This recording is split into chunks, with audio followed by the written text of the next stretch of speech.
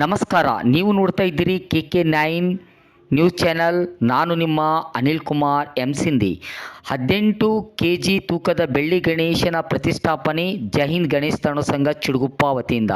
ಚುಡುಗುಪ್ಪ ಜೈಹಿಂದ್ ಗಣೇಶ ತರಣ ಸಂಘದ ವತಿಯಿಂದ ಪ್ರತಿ ವರ್ಷದಂತೆ ಈ ವರ್ಷವೂ ಕೂಡ 18 kg ತೂಕದ ಬೆಳ್ಳಿ ಗಣೇಶ ಮೂರ್ತಿ ಪ್ರತಿಷ್ಠಾಪಿಸಲಾಯಿತು. ಹಿರಿಯರ ಮಾರ್ಗದರ್ಶನದಲ್ಲಿ ಸುಮಾರು 40 ವರ್ಷಗಳಿಂದ ಗಣೇಶ ಹಬ್ಬವನ್ನು ಆಚರಿಸಿಕೊಂಡು ಬರುತ್ತಾರೆ.